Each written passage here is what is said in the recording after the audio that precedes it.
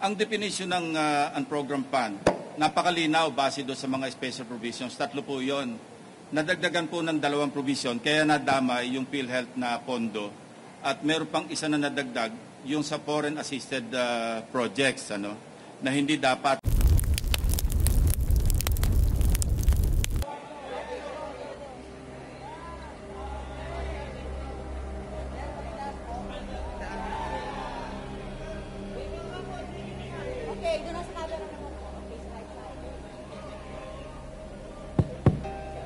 Okay, thank you for the interview na po.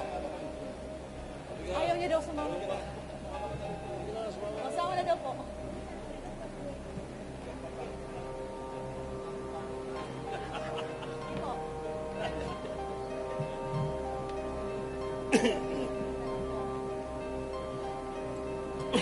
Okay, introduction po. All right. Good morning to everyone. Thank you very much for this opportunity.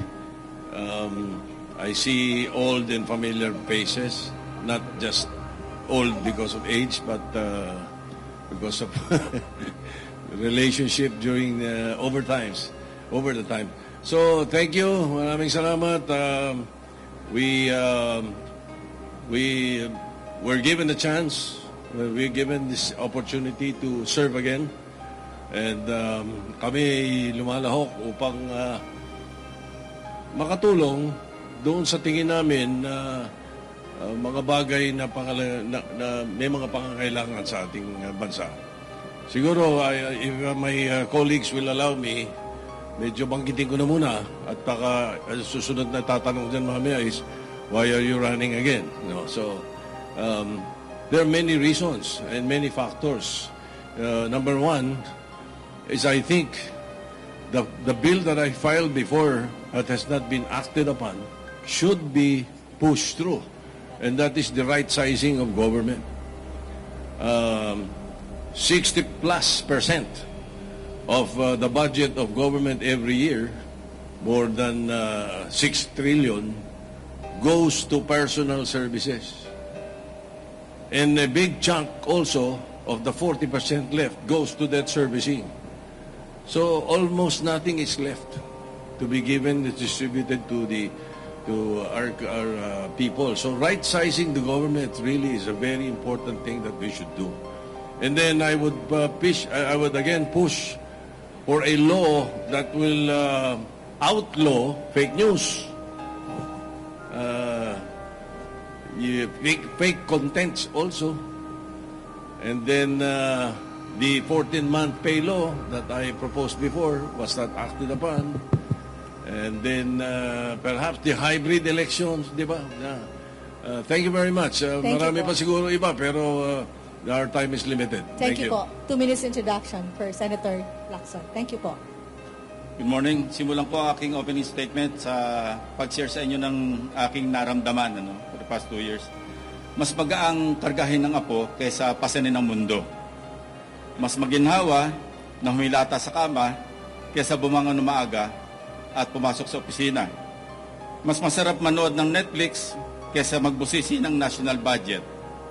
Upon the other hand, I also kept asking myself these questions. Do I feel better doing things for myself instead of helping others? Now, I have the answers. I just filed my certificate of candidacy. Should I be given again the mandate to return to the Senate, I do not have to reinvent myself. I pledge to continue not availing of the pork barrel allocations in any shape or form. I will continue being a vanguard, if you will, of the annual national budget to the best of my ability.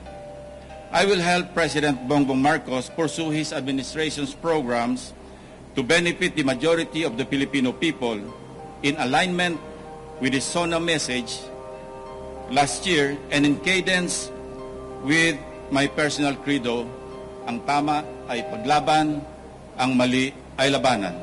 What is right must be kept right. What is wrong must be set right. Thank you.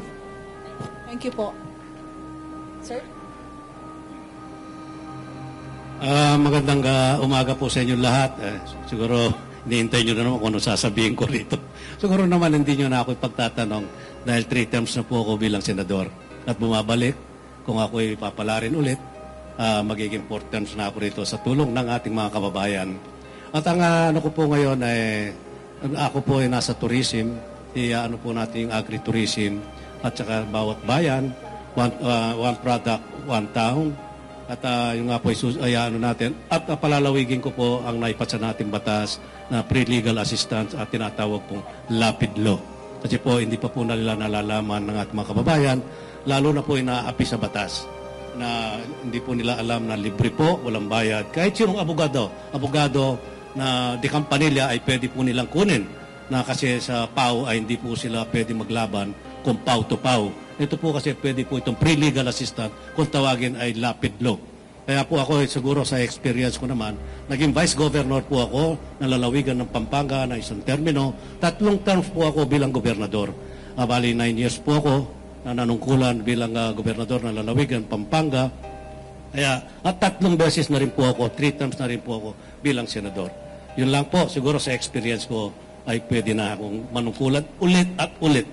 Bigyan sana ako ng pagkakataon ulit. Maraming salamat po sa ating mga Pangulo na dito binagyan ako dito sa bagong Pilipinas.